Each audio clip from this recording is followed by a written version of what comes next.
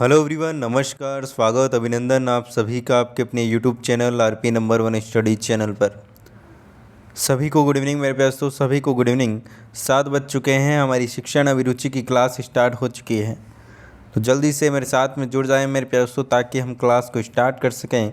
और जो विद्यार्थी चैनल पर नए हैं, चैनल को सब्सक्राइब नहीं किया तो कर लीजिएगा, ताकि आपको पीटीटी बीएसटीसी 2022 से रिलेटेड सारी की सारी क्लासें आपको मिल सके और आप अच्छे से यहाँ पर तैयार हो सको।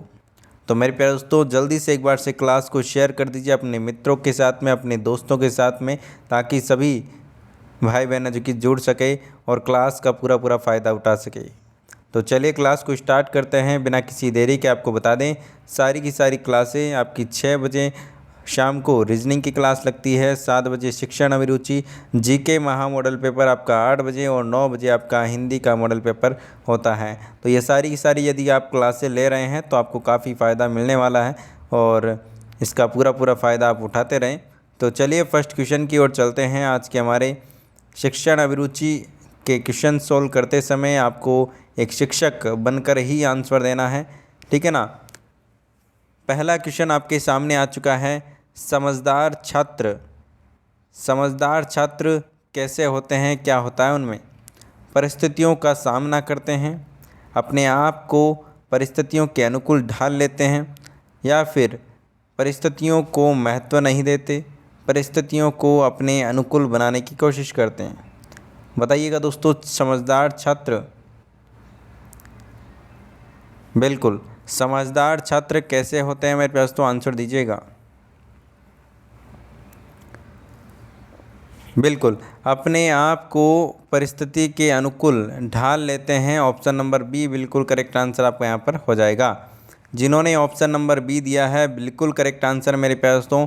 चलिए नेक्स्ट क्वेश्चन की ओर चलते हैं। नेक्स्ट क्वेश्चन आपके सामने, शिक्षण में सबसे कमज़ोर विधि कौन सी है? शिक्षण की सबसे कमज़ोर विधि कौन सी है?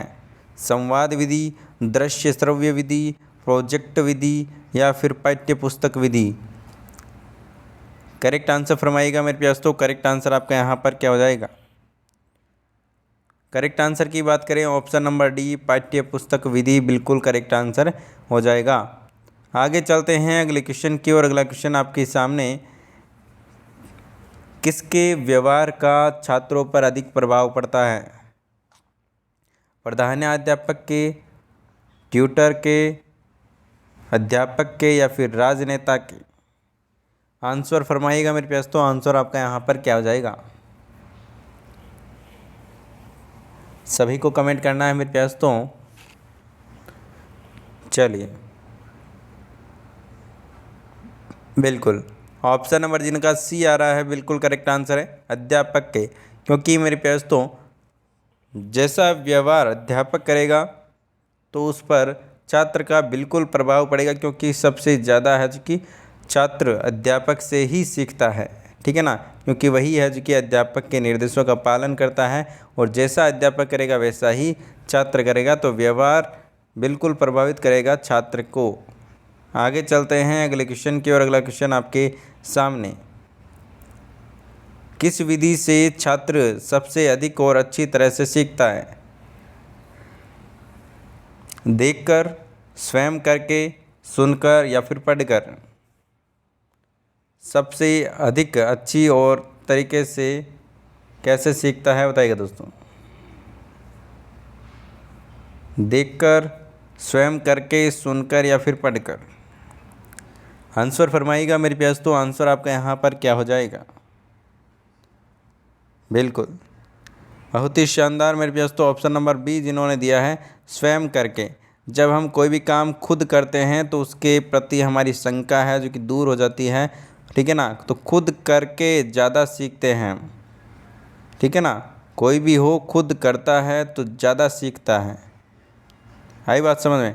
चलिए, करके मतलब कि प्रैक्टिकली सीखना, ठीक है ना। चलिए आगे चलते हैं अगले क्वेश्चन की ओर। अगला क्वेश्चन आपके सामने, छात्र जो लिखित कार्य करते हैं उसे शिक्षक को कब जांचना चाहिए? आंसर दीजिएगा मेरे प्यास। तो आंसर आपका यहाँ पर क्या हो जाएगा? छात्र जो लिखित कार्य करते हैं उन्हें या फिर उसे छात्र शिक्षक को कब जांचना चाहिए? जब शिक्षक को खाली समय मिले, अगले सप्ताह के दौरान, या फिर सप्ताह के अंत में रविवार को, या फिर लिखित कार्य पूरा होने के तुरंत बाद। कब जांचना चाहिए मेरे प्यास तो बताइएगा।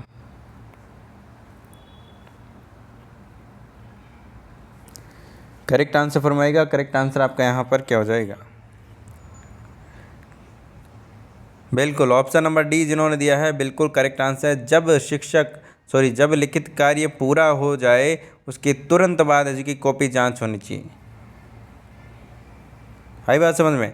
उसके तुरंत बाद इसकी कॉपी चेक होनी चाहिए ताकि बच्चों का एक जो क्या है, कौन काम कर रहा है कौन नहीं कर रहा है, ठीक है ना, उसका पता लग सके। चलिए आगे चलते हैं अगले क्वेश्चन की ओर। अगला क्वेश्चन आपके सामने, कक्षा शिक्षण में छात्रों की रुचि बनाए रखने के लिए अध्यापक को क्या करना चाहिए? कक्षा शिक्षण में छात्रों की रुचि बनाए रखने के लिए अध्यापक को क्या करना चाहिए? यथार्थ जीवन के उदाहरणों का भरपूर प्रयोग, या फिर छात्रों को चर्चा का भरपूर अवसर देना चाहिए, या फिर शिक्षण सामग्री का खूब प्रयोग करना चाहिए। करेक्ट आंसर फरमाएगा। करेक्ट आंसर आपका यहाँ पर क्या हो जाएगा? करेक्ट आंसर की बात करें ऑप्शन नंबर डी, ये सभी बिल्कुल करेक्ट आंसर आपके यहाँ पर हो जाएगा। आगे चलते हैं अगले क्वेश्चन की ओर। अगला क्वेश्चन आपके सामने है क्वेश्चन नंबर 7, शिक्षण के अनेक विधियों का प्रयोग क्यों उपयोगी है? शिक्षण के अनेक विधियों का प्रयोग क्यों उपयोगी है? शिक्षण को सुबोध बनाने के लिए, विद्यार्थियों का ध्यान आकृष्ट करने के लिए, शिक्षण को रोचक बनाने के लिए, या फिर ये सभी करेक्ट आंसर बताइएगा। शिक्षण में अनेक विधियों का प्रयोग क्यों करना चाहिए या फिर क्यों उपयोगी है? जवाब दीजिएगा मेरे प्यास। तो करेक्ट आंसर आपका यहाँ पर क्या हो जाएगा? बहुत ही बढ़िया, बहुत ही शानदार मेरे प्यास। तो ऑप्शन नंबर डी जिन्होंने दिया है बिल्कुल correct answer, option number D is the right answer, ये सभी। आगे चलते हैं अगले क्वेश्चन की ओर। अगला क्वेश्चन आपके सामने आ चुका है, शिक्षक शिक्षण विधि सबसे अधिक सीखता है अपने अध्यापकों से प्रधानाध्यापकों से, छात्रों से, प्रासंगिकों से, या फिर पुस्तकों से? शिक्षक शिक्षण विधि सबसे अधिक सीखता है, किससे सीखता है मेरे प्यार तो बताइएगा।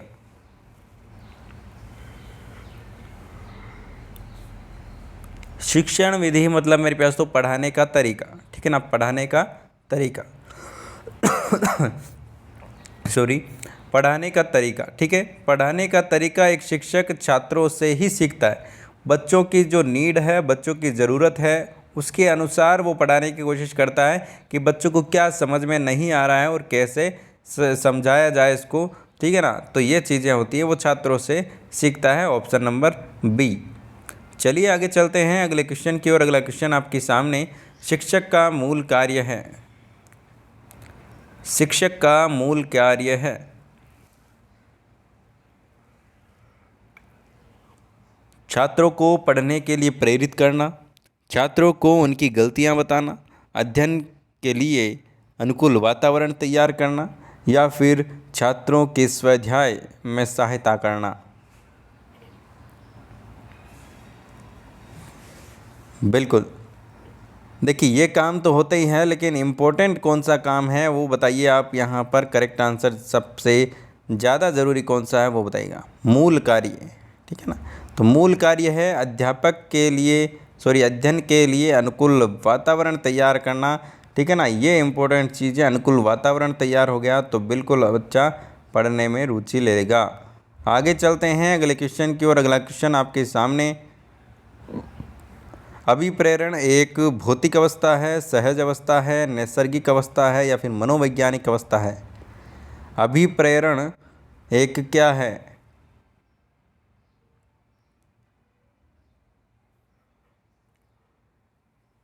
आंसर दीजिएगा मेरे प्यास। तो बिल्कुल, अभिप्रेरण मेरे प्यारे दोस्तों एक मनोवैज्ञानिक अवस्था है। क्या दोस्तों? मनोवैज्ञानिक अवस्था है, साइकोलॉजिकल स्टेज है। आगे चलते हैं अगले क्वेश्चन की ओर। अगला क्वेश्चन आपके सामने, बच्चों में स्व अनुशासन की भावना किस प्रकार पैदा की जा सकती है? बच्चों में स्व अनुशासन की भावना किस प्रकार पैदा की जा सकती है? उन्हें कठोर अनुशासन में रखकर, उन्हें जिम्मेदारी सौंपकर, अनुशासनहीनता पर उन्हें दंड देकर, उन्हें अनुशासन में रखने के लाभ बताकर। करेक्ट आंसर बताइएगा। बच्चों में स्व अनुशासन की भावना किस प्रकार पैदा की जा सकती है? बताइएगा दोस्तों, आंसर दीजिएगा। क्वेश्चन नंबर 11 आपके सामने। बिल्कुल, ऑप्शन नंबर जिन्होंने बी दिया है बिल्कुल करेक्ट आंसर है। उन्हें जिम्मेदारी सौंपकर, ठीक है ना, उन्हें ऐसी जिम्मेदारियां देंगे तो वो अनुशासन में रहेंगे और अनुशासन से काम करेंगे। ठीक है, चलिए आगे चलते हैं अगले क्वेश्चन की ओर। अगला क्वेश्चन आपके सामने, छोटे बच्चों को गृह कार्य आप कैसे देंगे? उनकी डायरी में लिखेंगे, शाम पट पर लिख देंगे और बच्चे से कहेंगे कि वह उसे नोट कर ले, बोलकर या फिर बोलकर उन्हें लिखा देंगे, या फिर उनकी मुँह ज़बानी उनको ज़बानी बता देंगे कि हाँ ये करके लाना है। छोटे बच्चों की बात करें तो मेरे पास तो यहाँ पर दो ऑप्शन मिलते हैं। ठीक है ना, एक तो यहाँ पर शाम पट पर लिख देंगे और बच्चों से कहेंगे कि वे उसे नोट कर ले, या फिर उनकी डायरी में भी आप लिख सकते हो। तो ऑप्शन नंबर बी आप 1 नंबर पर लिखेंगे, उसके 1 नंबर पर आप उसके, ठीक है ना, 1 नंबर पर आप ए ऑप्शन लिखेंगे, उसके बाद में 2। ठीक है ना, तो ये ऑप्शन दोनों ही सही हैं यहाँ पर। ठीक है, आगे चलते हैं अगले क्वेश्चन की ओर। अगला क्वेश्चन आपके सामने आ चुका है, क्वेश्चन नंबर 13। कक्षा में पढ़ाई के दौरान व्यवधान डालने वाले छात्रों को सही रास्ते पर लाने का कौन सा उपाय आप ठीक समझते हैं? उन्हें कक्षा से बाहर कर दिया जाए, या फिर उनको महत्व न दिया जाए, उनकी शिकायत है जो कि प्रधान अध्यापक से की जाए, उन्हें कक्षा में ही कठोर दंड दिया जाए? बताइएगा दोस्तों, करेक्ट आंसर बताइएगा। करेक्ट आंसर आपका यहाँ पर क्या हो जाएगा?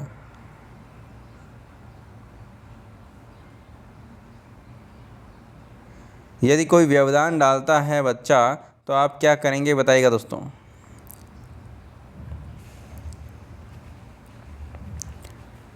बिल्कुल, करेक्ट आंसर की बात करें तो मेरे पास तो बिल्कुल ऑप्शन नंबर यहाँ पर आपका, उन्हें कक्षा में ही कठोर दंड दिया जाना चाहिए, ताकि वो क्या है दोस्तों, सुधर सकें और क्लास का माहौल ख़राब ना हो। चलिए आगे चलते हैं अगला क्वेश्चन की ओर। अगला क्वेश्चन आपके सामने आ चुका है, क्वेश्चन नंबर 14। शिक्षक के रूप में किसी छात्र के किस व्यवहार को आप सबसे गंभीर मानेंगे? गृह कार्य पूरा न करना, पढ़ाई में कुछ सुस्त होना, या फिर पढ़ाई के समय कक्षा में दूसरे छात्रों से बात न करना, या फिर कक्षा में बहुत से प्रश्न पूछना? कौन सा सबसे गंभीर व्यवहार मानेंगे? बताइएगा दोस्तों।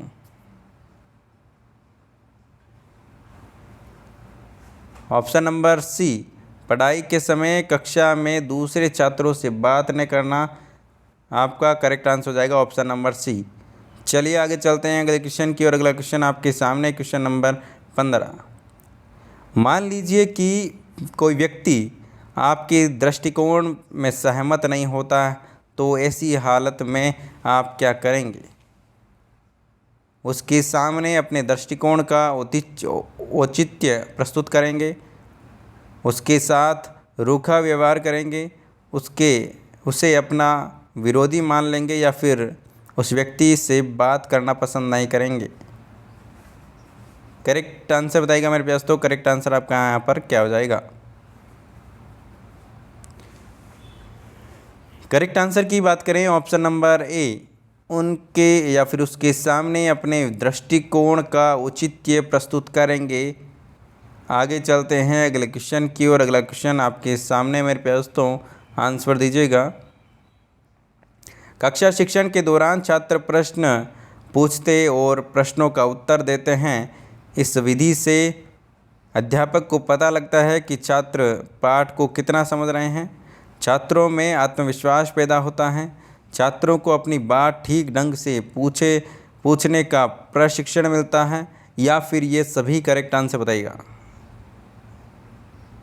करेक्ट आंसर बताइएगा मेरे पास। तो करेक्ट आंसर क्या हो जाएगा?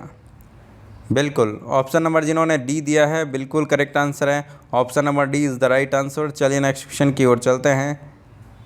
ज्ञान पाठ के लिए बताइएगा दोस्तों।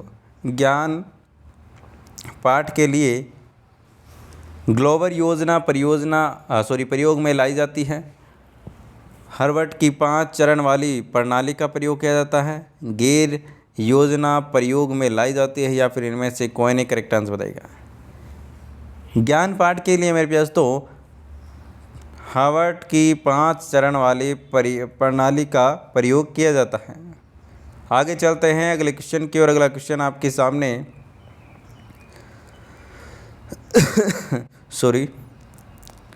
18 नंबर क्वेश्चन आपके सामने। शिक्षा की प्रयोगात्मक विधि का प्रयोग सभी विषयों के शिक्षण के लिए किया जा सकता है, केवल कुछ विषय के शिक्षण के लिए किया जा सकता है, या फिर सुनकर ज्ञान प्राप्त करने के लिए किया जा सकता है, या फिर छात्र को सामान्य से विशिष्ट की ओर ले जा सकता है। बताइएगा दोस्तों।